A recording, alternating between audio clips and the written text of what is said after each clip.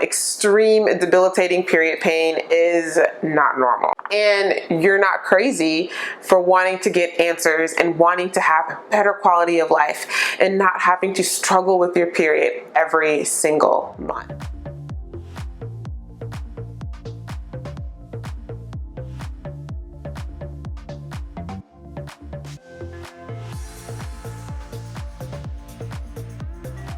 Hello everyone, and welcome to this week's video. So for this week's topic, we are going to be comparing and contrasting what are normal period cramps and what are abnormal period cramps. So let's jump into it.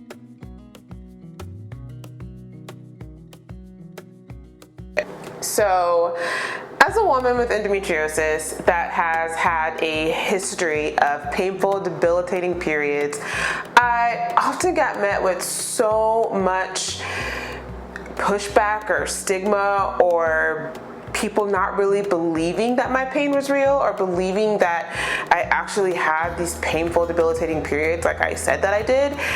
Believe it or not, people would actually challenge me and try to tell me that my pain wasn't really that bad, that my cramps could possibly be that bad. I was constantly invalidated by doctors and made to think that it was just my lot in life and that I was maybe being a bit over dramatic. No one took my pain seriously. So it wasn't until after my surgery this past October and going through pain-free periods that I really began to understand there is such a big difference between having a normal period and having an abnormal period due to an underlying condition. Because unfortunately in our society, there is this misconception that you have to suffer through your period and it has to be this miserable experience. And if you are pushing back against that, or you are complaining about the pain of your period, you're being dramatic and you're kind of sought out to be a hypochondriac, which is totally unfair. And I want to break this idea or this myth that period pain or abnormal and debilitating period pain is normal. Okay, so first things first, normal period cramps. Well, normal period cramps, they're unpleasant and they're not fun. They're uncomfortable, they're annoying, they're aggravating, they're inconvenient. They do hurt, they're not comfortable. Typically, these period cramps, they don't last long, they don't disrupt your life. Once you take medication or you use any type of homeopathic method to decrease those period cramps, you can get on with your daily life. You can go to work, you can have a social life, you can do all the things that you want to do.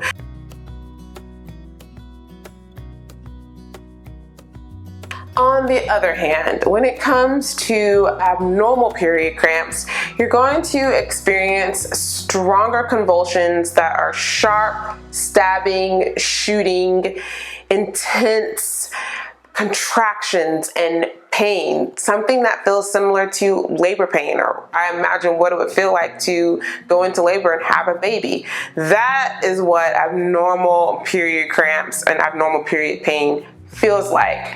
Furthermore, it doesn't matter what over-the-counter medications you take, none of them work. Aleve, Advil, Tylenol, nothing works at stopping your pain. It doesn't even put a dent into it. And your life as you know it halts. It comes at a complete stop. You're not able to function. You're not able to do things. And furthermore, as if the pain of your actual cramps aren't bad enough, you may also experience other symptoms such as having digestive upset in the form of nausea, diarrhea, you may feel dizzy, and this pain is ongoing. It can last for 24 hours, 2 days, 3 days, or for the entirety of your period, and nothing that you do makes it better.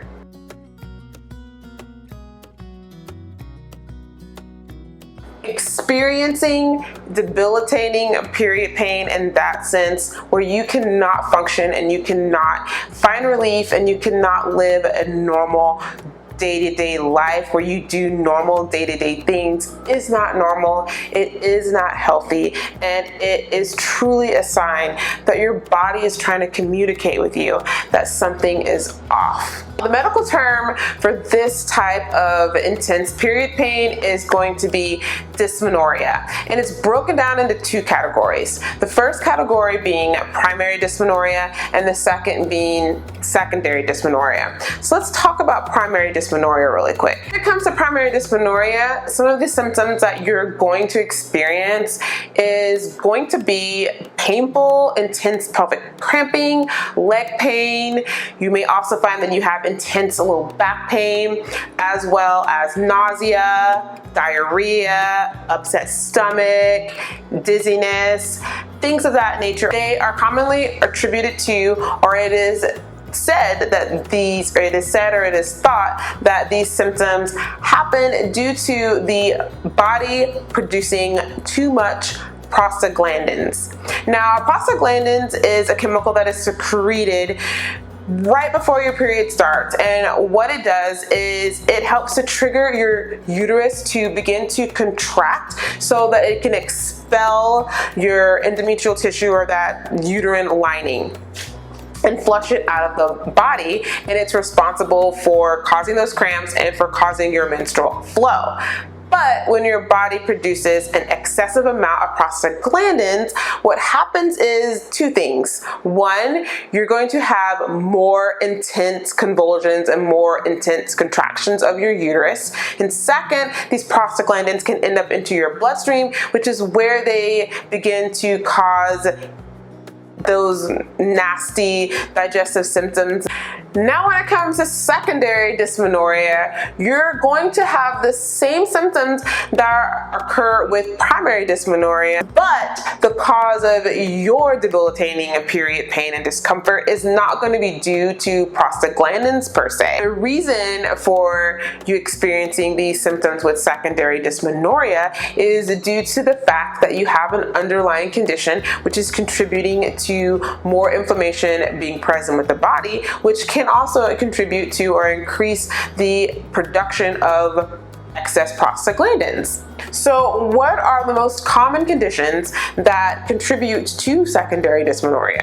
So one of the first conditions that can contribute to secondary dysmenorrhea is going to be endometriosis. Now, endometriosis is an inflammatory disorder in which tissue similar to that found on the uterine lining begins to grow and proliferate outside of the uterus, and it contributes to pain and irritation, which increases inflammation.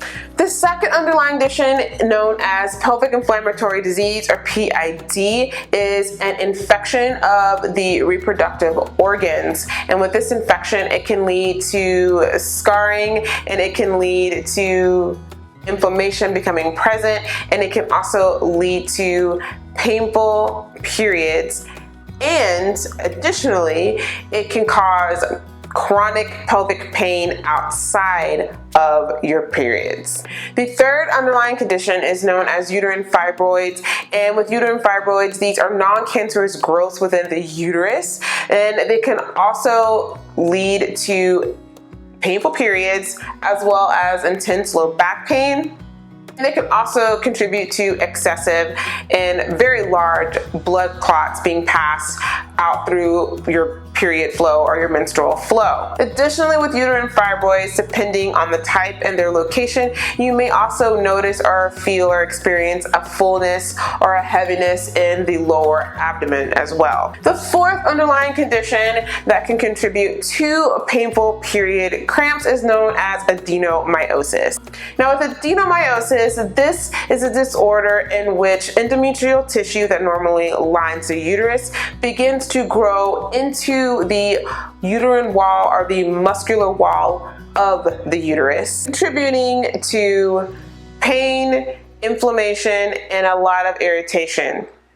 Additionally, with adenomyosis, you may also experience a fullness or heaviness in the lower abdominal area, and you may also have issues with an enlarged uterus as well. And lastly, cervical stenosis is another underlying condition that could be contributing to painful and debilitating periods.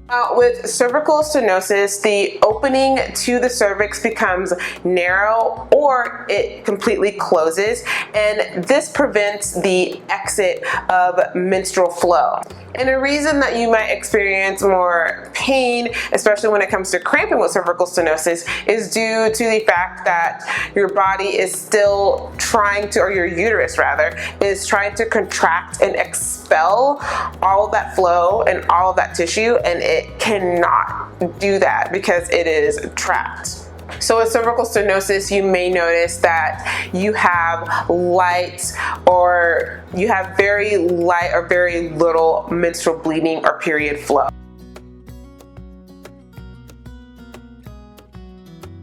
Okay, so now if you find that you are right now struggling with painful debilitating periods, painful period cramps, nausea, vomiting, dizziness, any of these symptoms that we've talked about in today's video, I highly encourage you to right now keep track of all of your periods and track your symptoms, and start looking to schedule an appointment with your doctor.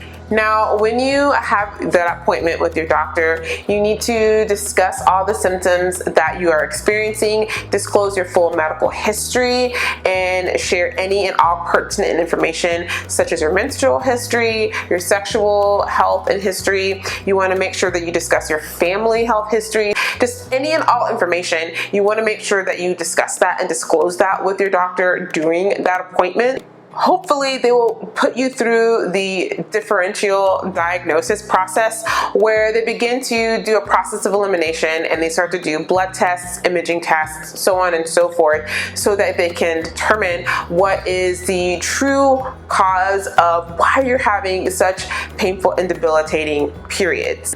Now, in the event that you have a doctor who wants to dismiss your pain, wants to discredit your pain, is not taking you serious, and does not even want to take you through the differential diagnosis process, that means that it is time for you to find another doctor and look for a specialist, whether it's a reproductive endocrinologist or someone that is going to take what you are going through seriously, and that they're going to run the proper tests to isolate and find what the cause of your painful and debilitating periods are, because painful periods are not normal.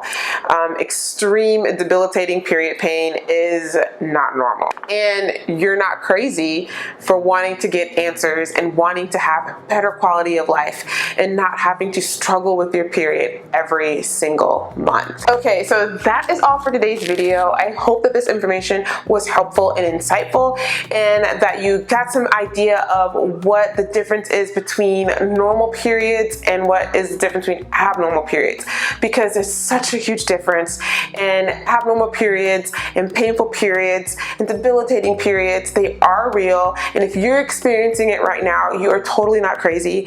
It could be an underlying condition that's causing your pain, and you definitely need to explore working with a doctor or finding someone that's going to help to get to the root cause and begin to treat what's going on so that you can have an improved and better quality of life.